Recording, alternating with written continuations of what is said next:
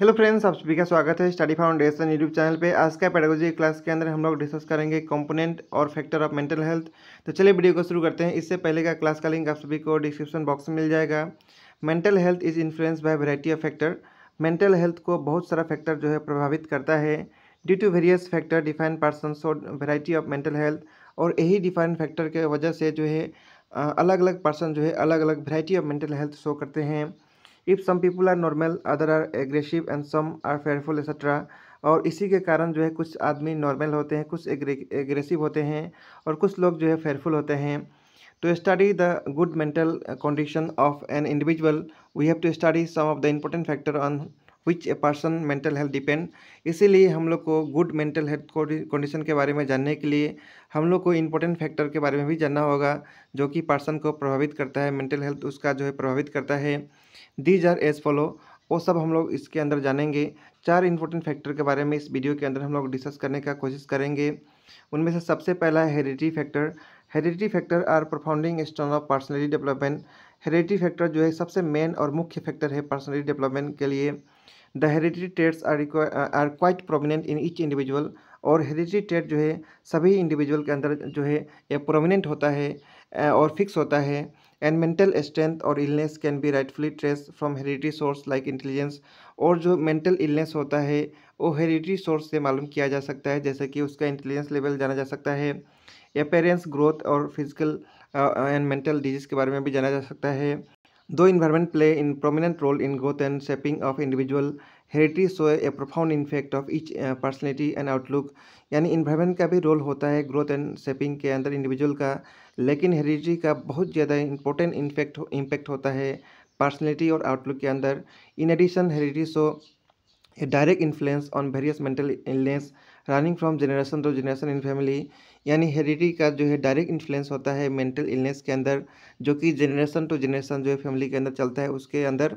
इन सम saviour situation, कुछ saviour situation के अंदर with a very stressful life various mental illness with genetic background show up in particular individual and this issue should be tackled with a thorough research on hereditary background of a particular family।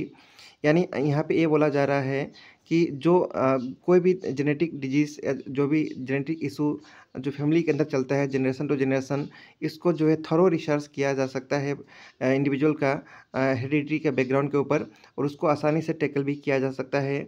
तो इस heredity factor बहुत important factor है। As such to understand the mental health of a person apart from environment factor, heredity factor should also be taken into consideration. यानी mental health के बारे में अच्छा रखने के लिए इन्वायरमेंट फैक्टर का रोल तो है ही है, लेकिन हेरिडिटी फैक्टर का भी रोल उससे कुछ कम नहीं है। यानी इसका भी रोल बहुत ज़्यादा है हेरिडिटी फैक्टर का भी। नेक्स्ट हम लोग डिस्कस करेंगे फिजिकल फैक्टर के बारे में। Physical health and mental health are two side of same coin. यानी एक कॉइन का दो साइड होता है, उसी प्रकार फिजिकल हेल्थ और मेंटल हेल्थ भी उसी टाइप में है। These are two attribute of a personality. और ये दोनों फिजिकल और मेंटल हेल्थ का जो है पर्सनैलिटी के अंदर बहुत ज़्यादा रोल होता है। Research study prove that good and robust physical health has got a direct influence on mental health of a person. यानी रिसर्च से पता चला है कि जो है फिजिकल हेल्थ अच्छा रहेगा तो मेंटल हेल्थ भी एक इंडिविजुअल का अच्छा रह सकता है।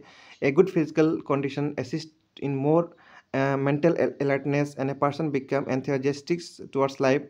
यदि किसी का फिजिकल कंडीशन अच्छा होगा तो मैक्सिमम चांस है उसका मेंटल कंडीशन भी अच्छा होगा, बहुत जो है आतुर होगा अपना लाइफ के अंदर कोई डिसीजन लेने के अंदर।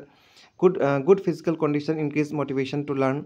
और अच्छा फिजिकल हेल्थ जो है वो मोटिवेट करेगा आदमी को कुछ सीखने के लिए। एडेप्टेबिलिटी टू न्यू सिचुएशन, नया सिचुएशन को कैसे हैंडल किया जाए उसको भी वो आसानी से हैंडल कर सकता है यदि फिजिकल कंडीशन ठीक रहे तो। Likewise, poor physical condition affect mental health adversely by giving rise to inadaptability to new situation। यदि फिजिकल कंडीशन अच्छा नहीं होगा तो उसका मेंटल हेल्थ प्रभावित होगा, जिसके कारण जो है वो नया सिचुएशन को अच्छा से हैंडल नहीं कर पाएगा। Personality difficulty apart from mood swing, depression and anxiety. यानी इसके कारण जो है डिप्रेशन, एंग्जाइटी ये सब का भी प्रॉब्लम डिफिकल्टी फेस कर सकता है individual. To rightfully assess the mental health of individual, we can clearly express the physical factor play a crucial role in individual। यानी राइटफुल मेंटल हेल्थ अच्छा रखने के लिए इंडिविजुअल का हमें ये बात को ध्यान रखना है कि फिजिकल फैक्टर का भी बहुत ज़्यादा क्रुशियल रोल है इंडिविजुअल के अंदर। ठीक है, तो ये था फिजिकल फैक्टर। इसके बाद नेक्स्ट फैक्टर है social factor. Apart from heredity and physical factor, social factor also influence individual from his birth till death. यानी ऊपर में हम लोग डिस्कस किए हैं कि हेरिडिटी फैक्टर और फिजिकल फैक्टर का रोल है, उसी प्रकार सोशल फैक्टर का भी बहुत इंपॉर्टेंट रोल होता है बर्थ से लेकर डेथ तक। Society is the most important agency of socialisation. हम सभी को पता है सोसाइटी जो है बहुत इंपॉर्टेंट एजेंसी है सोशलाइजेशन होने का। चाइल्ड का सोशलाइजेशन मैक्सिमम सोसाइटी के अंदर ही होता है, इसलिए सोशल फैक्टर बहुत इंपॉर्टेंट है।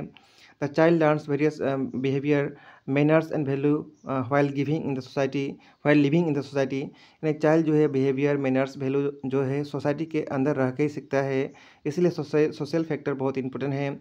Society directly influence the personality और total behaviour of individual. Society जो है डायरेक्टली इन्फ्लुएंस करता है पर्सनैलिटी या टोटल बिहेवियर इंडिविजुअल का। It is the social environment which shape the knowledge, skill, attitudes, values etc of individual। और ये social environment ही है जो एक इंडिविजुअल का नॉलेज, स्किल, एटीट्यूड या वैल्यूज़ को जो है अच्छा से डेवलप करने में मदद करता है। The society also fulfil the various needs of a person in his different developing stage. और सोसाइटी जो है अलग अलग नीड्स का, जो पर्सन का नीड्स होता है उसको अलग अलग डेवलपमेंट स्टेज के अंदर जो है उसको जो है फुलफिल करता है। It effect the physical and mental health of the child. और ये जो है फिजिकल और मेंटल हेल्थ को जो प्रभावित करता है चाइल्ड का society. It has been observe the society which provide conducive environment to the child growth, produce children with sound mental health. यदि किसी का सोसाइटी जो है उसके अंदर कंडीसिव इन्वायरमेंट होगा तो वो बच्चा का जो है ग्रोथ जो है बहुत अच्छा होगा, उसका मेंटल हेल्थ भी साउंड होगा। The society which cannot fulfil the needs and desire of the people, so children with higher maladjustment and mental illness. यदि ऐसा सोसाइटी है जो एक बच्चा का नीड्स और डिजायर को फुलफिल नहीं कर पा रहा है तो मैक्सिमम चांस है कि वो बच्चा जो है मेल एडजस्टमेंट या मेंटल इलनेस से जो है वो सफ़र कर सकता है। ठीक है, तो ऐसा सोशल फैक्टर याद रखना है। सोशल फैक्टर हेरिडिटी फैक्टर और फिजिकल फैक्टर जैसा ही बहुत इंपॉर्टेंट रोल है, और ये जो है एक इंपॉर्टेंट एजेंसी है सोशलाइजेशन का। तो सोसाइटी का बहुत इंपॉर्टेंट रोल है चिल्ड्रन का डेवलपमेंट के अंदर। ठीक है, नेक्स्ट हम लोग डिस्कस करेंगे satisfaction of basic childhood needs के बारे में। ये भी एक इंपॉर्टेंट फैक्टर है।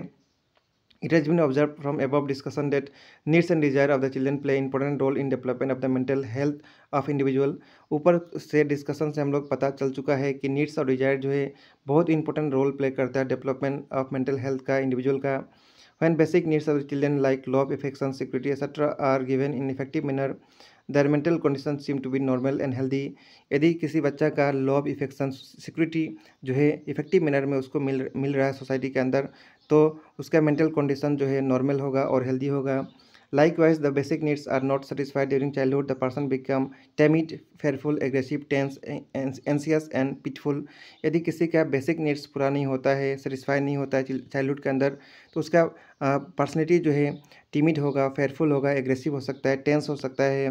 Therefore, a great role have been played by the parents, the school and the society to fulfill basic psychophysical needs of the children so that they become well adjusted and balanced personality in the future। इसीलिए बहुत ज़्यादा role होता है parents का, school का, society का, कि psychophysical जो नीड्स है बच्चा का वो फुलफ़िल हो और अच्छा से एडजस्ट हो सके, बैलेंस पर्सनैलिटी उसका डेवलप हो सके फ्यूचर के लिए। ठीक है, तो ये अलग अलग फैक्टर था जो कि मेंटल हेल्थ के अंदर प्रभावित करता है बच्चा का। तो इस वीडियो में हम लोग इतना ही डिस्कस करेंगे। नेक्स्ट वीडियो के अंदर हम लोग जो है इसका आगे का जो टॉपिक है मेंटल हाइजीन उसको डिस्कस करेंगे। मिलेंगे नेक्स्ट क्लास के अंदर। Thank you.